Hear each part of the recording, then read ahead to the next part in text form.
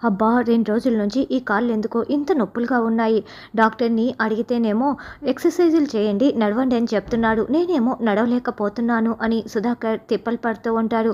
అప్పుడే మామయ్య గారు, ఇదిగోండి కాఫీ. ఏమైంది మామయ్య గారు? ఎందుకు కాళ్ళు నొక్కుకుంటున్నారు? అని ధాత్రి వచ్చి అడుగుతూ ఉంటే, అవును నాన్న ఏమైందని కేదార్ కూడా వచ్చి అడుగుతూ ఉంటాడు. ఏమీ లేదమ్మా, 2 రోజుల నుంచి కాళ్ళు బాగా నొప్పులుగా ఉన్నాయని సుధాకర్ చెప్పటంతో, అయ్యో! అయితే హాస్పిటల్‌కి వెళ్దాం పదండి. మర్దన చేయమంటారా? అని ధాత్రి కేదార్ అడుగుతూ ఉంటారు. అప్పుడే వైజయంతి అక్కడికి వచ్చి, "ఆ! మీరు ఒకరోజు చేస్తారు, 2 రోజులు సైలెంట్‌గా ఉంటారు. మా ఆయనకి మర్దన చేసి చేసి నా భుజాలన్నీ లాగుతున్నాయి. నేను కదా చూసుకుండేది. మీరెందుకు ఇంత బిల్డప్ కొడుతున్నారు? ముందు ఇక్కడి నుంచి వెళ్తారా లేదా?" అని వైజయంతి తిడుతూ ఉంటుంది.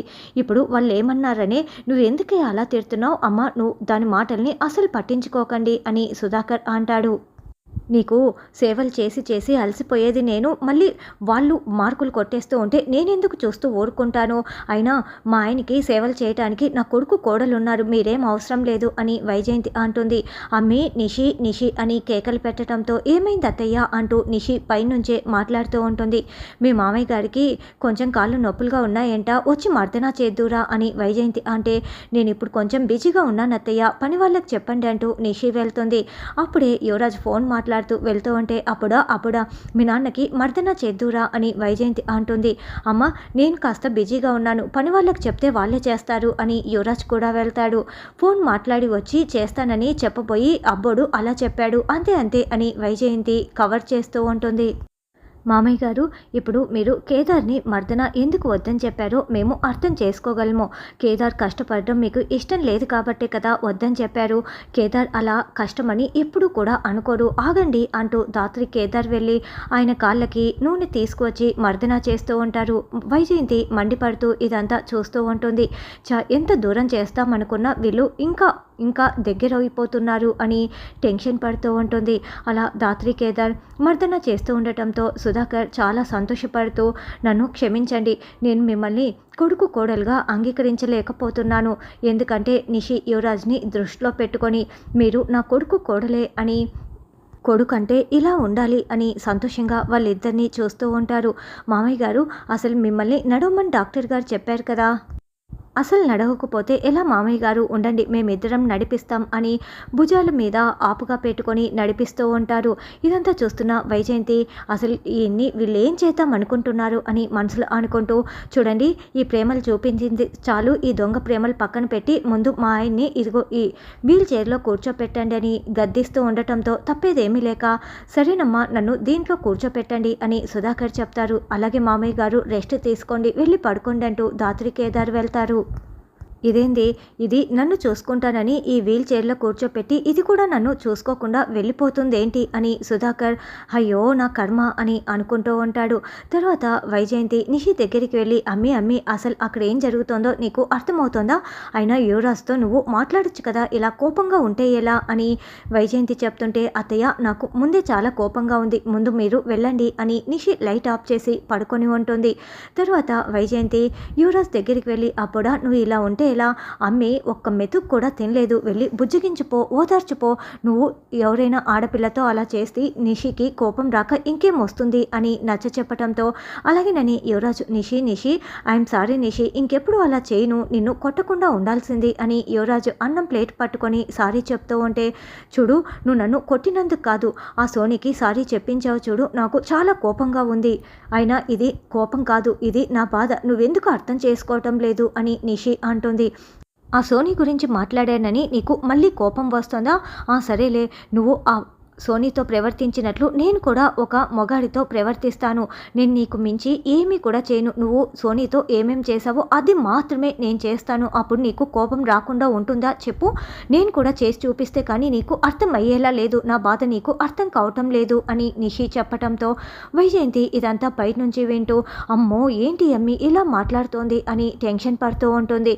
వెంటనే యువరాజు చేతిలో ఉన్న అన్నం ప్లేట్ని నేలకి విసిరికొట్టి పగలగొట్టేసి, చంపేస్తా, ఏంటి ఎక్స్ట్రాలు మాట్లాడుతున్నావు, అమ్మాడి అని బతిమలాడుతున్నానని నోటికి ఇష్టం వచ్చినట్లు మాట్లాడితే నేను చూస్తూ ఊరుకుంటాను అనుకుంటున్నావా? ఇంతకు మించి ఒక్క మాట మాట్లాడినా ఊరుకోను, చంపేస్తా. అని యువరాజ్ అంటే, నేను మాటంటేనే నీకు అంత కోపం వస్తుంది, మరి నువ్వు చేతలు చేస్తున్నావు కదా, మరి నాకెంత కోపం రావాలి అని నిషి అంటుంది. నువ్వు అన్నం తినలేదని నిన్ను బతిమలాడడానికి వచ్చాను చూడు, నేను అది బుద్ధి తక్కువ పని చేశానంటూ యువరాజు చీకొట్టి వెళ్ళిపోతాడు. అయ్యో ఏంటి అబ్బుడి ఇలా చేశాడు అని వైజయంతి లోపలికి వచ్చి, ఏందమ్మి నిషి ఇలా గొడవ పడితే ఎలా అని అడుగుతూ ఉంటుంది. లేకపోతే యువరాజు ఏం చేస్తున్నాడో, ఎలా ప్రవర్తిస్తున్నాడో మీకేమైనా అర్థమవుతోందా అని నిషి బాధపడుతూ ఉంటుంది. తర్వాత కేదార్ బాధపడుతూ ఉంటే, కేదార్, ఇప్పుడు మీ నాన్న సుధాకర్ మావయ్య అని నిజం తెలిసిన తర్వాత కూడా నువ్వు ఇలా బాధపడడం అస్సలు బాగోలేదు. ఆయన ప్రేమ నీకు కళ్ళలో కనిపించటం లేదా, పైకి అతను ఒప్పుకోలేకపోతున్నాడే కానీ నీ పైనైతే చాలా ప్రేమ ఉంది. అసలు మన మీద అసలు కోపం ఉంటే కదా ఇంట్లో నుంచి వెళ్ళిపోమని కోపంతో చెప్పడానికి నువ్వు అర్థం చేసుకోవాలి కేదార్ అని ధాత్రి నచ్చ చెప్తూ ఉంటుంది. అప్పుడే సాధునాయక్ దగ్గర నుంచి ఫోన్ కాల్ రావటంతో, ఆ జేడి మీనన్ చనిపోయినట్లే కదా అని సాధునాయక్ అడగటంతో, చుట్టుపక్కల 100 కిలోమీటర్ల లోపు మనిషి కూడా కనపడారు సార్. ఖచ్చితంగా ఈ పాటికి తిండి నీళ్లు లేక సగం చచ్చిపోయి ఉంటాడు. ఇంతకీ మీడియా ఏమై మాట్లాడుతోంది అని దాతి అడగటంతో, మీరు భలే మంచి ప్లాన్ చేశావు జేడి, మీ అమ్మ కూతురివి అనిపించుకున్నావు. ఇప్పుడు మీడియా కూడా ఏమీ మనల్ని క్వశ్చన్ చేయలేకపోతుంది. హోమ్ మినిస్టర్ కూడా వచ్చి అడిగాడే కానీ మనల్ని పెద్దగా నిలదీయలేకపోయాడు. ఎందుకంటే నువ్వు అంత బాగా ప్లాన్ చేసావు కదా అని సాధునాయక్ అంటే, అవును సార్, ఇప్పుడు మీనన్ని చంపేశామని అందరికీ తెలిసిందనుకో, ఆ ప్లేస్లోకి వేరొకరు వస్తారు. అదే ఇప్పుడు మీనన్ ఏమైపోయాడు, ఉన్నాడా లేడా, ఒకవేళ ఉంటే అజ్ఞాతంలోకి ఎందుకు వెళ్ళిపోయారు అని అందరూ ఆలోచిస్తారు. ఇంకా భయంతోనే ఉంటారు. ఆ ప్లేస్లోకి ఎవరు రావటానికి కూడా ప్రయత్నించరు. అందుకే నేను మీనన్ని ఇలా చంపేశాను అని జేడీ చెప్తుంటే, తప్పించుకొని మీనన్ వెళ్తున్న దృశ్యాన్ని మనకి చూపిస్తూ ఉంటారు. వెళ్ళండి జేడీ, రేపు మీరు ఒకసారి ఆఫీస్కి రండి, కమిషనర్ కూడా మీతో మాట్లాడాలంట అని సాధునాయక్ ఫోన్ పెట్టేస్తాడు. అంత అర్జెంటుగా మాట్లాడాల్సింది ఏముంది జేడీ, ఫోన్లోనే చెప్పొచ్చు కదా, ఎందుకు రేపు రమ్మని చెప్పారు అని కేదార్ ధాత్రి ఆలోచిస్తూ ఉంటారు. తెల్లవారిన తర్వాత మీనన్ ఒక పల్లెటూరికి వస్తాడు. అమ్మో, ఇంత దూరం నడిస్తే నాకు ఈ పల్లెటూరు కనపడింది. ఈ పల్లెటూరులో ఏంటి, ఒక్క మనిషి కూడా సరిగ్గా కనిపించటం లేదు. నేను ఎన్నో పాపాలు చేశాను. ఆ పాపాలన్నింటి పాపం కూడా నాకు ఇప్పుడే తగిలినట్లు ఉంది. జెడి, నాకు ఇంత నరకం చూపిస్తున్నావు కదా, అబ్బా ఒక్కరు కూడా కనిపించడేంటి, అదిగో ఒక కారు వెళ్తోంది, ఆపరా కారు అని పరుగులు పెడుతూ ఉంటారు. 2-3 బైకులు కూడా వెళ్తూ ఉంటాయి. ఎవరు ఆపమని చెప్పినా కూడా ఆపకుండా వెళ్ళిపోతూ ఉండటంతో హబ్బా అని కుప్పకూలిపోయి అలసిపోయి రోడ్డుపై కుప్పకూలిపోయి ఉంటాడు. తర్వాత జేడీకేడి ఆఫీస్కి రాగానే, ఆ మినిస్టర్ ఎంతమంది ప్రాణాలు తీశారు, అసలు నీ ముఖం వెనుక ఉన్న ఆ సామాన్యురాలు ఎవరు అన్న మిస్టరీ తెలుసుకోవటానికి చాలా ప్రయత్నిస్తున్నారు. మీరిద్దరూ ఎవరన్నది తెలుసుకుంటే అతనికి చాలా తేలికైపోతుంది. అంతేకాదు, నేను మీతో కలిసి ఉన్నాను, మనం ముగ్గురం కలిసి ఉంటే మనల్ని ఏమీ చేయలేరని నాకు ట్రాన్స్ఫర్ ఇవ్వటానికి కూడా ప్రయత్నిస్తున్నాడు. ఒకవేళ నేను ఇక్కడి నుంచి వెళ్తే మీరు ఎవరన్నది మాత్రం బయటికి రానివ్వకుండా చాలా జాగ్రత్త పడతాను, మీరు కూడా జాగ్రత్తగా ఉండండి అని చెప్తుంటే, ఆ మినిస్టర్ని నేను అసలు వదిలిపెట్టాను సార్, 6 మంది ప్రాణాలు తీశాడు, అతని వల్ల ఏదైనా జరగవచ్చని మేము కావలసిన సాక్ష్యాలను కూడా రెడీ చేసుకొని ఉంటాము అని ధాత్రి కేదార్ చెప్తూ ఉంటారు. తర్వాత మీనన్ రోడ్డుకి అడ్డుగా పడుకొని, రే లిఫ్ట్ ఇవ్వరా బాబు అని ఒక స్కూటీ అతన్ని వేడుకుంటూ, నేనే మీనన్ అని చెప్తుంటే, రే పిచ్చోడా, నువ్వు మీనన్ అంటే నమ్మటానికి నేనేమైనా పిచ్చివాడినా, నేను వీరప్పని తెలుసా అని అతను బిల్డప్ కొడుతూ ఉంటాడు. సరే కానీ నీకు లిఫ్ట్ కావాలా వద్దా, ఇలా అడుగుతున్నావేంటి అని అతను చెప్పడంతో ఇక మీనన్ బతింలాడి అతని స్కూటీలో ఎక్కి లిఫ్ట్ తీసుకొని స్కూటీలో వెళ్తూ ఉంటాడు.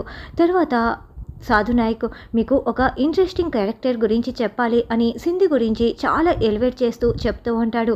స్పోర్ట్స్ కోటాలో జాబ్ వచ్చింది, మీ టీంలోనే జాయిన్ అవ్వాలంటోంది, తనకి కొంచెం దైవభక్తి ఎక్కువ, సెంటిమెంట్లు కూడా ఎక్కువ, కొంచెం ఎక్కువగా మాట్లాడుతుంది, నువ్వే తనని ట్రైన్ చేయాలి అని చెప్తూ ఉంటే, మీరెప్పుడు ఈ అమ్మాయి గురించి ఇంత ఎలివేషన్ చేస్తూ చెప్పలేదు కదా, ఇప్పుడు ఎందుకు సింధు గురించి ఇంతలా చెప్తున్నారు, ఇంతకీ సింధు ఎక్కడా అని ధాత్రి కేదార్ అడగటంతో, అదిగో సింధునే మెసేజ్ చేసింది, సింధు కమాన్ అని సాధునాయక్ పిలుస్తూ ఉంటే సింధు ధూపం వేసుకుంటూ అక్కడికి ఎంట్రీ ఇస్తూ ఉంటుంది. లోపలికి వస్తున్న సింధుని చాలా షాకింగ్గా ధాత్రి కేదార్ చూస్తూ ఉంటారు. మేఘన్ లాగా ఇక్కడ సింధు కూడా కేదార్ని వల్లో వేసుకోవటానికి వస్తుందా, మరి సింధు క్యారెక్టర్ని ఎలా చూపిస్తారన్నది రానున్న ఎపిసోడ్లో తెలుసుకుందాం.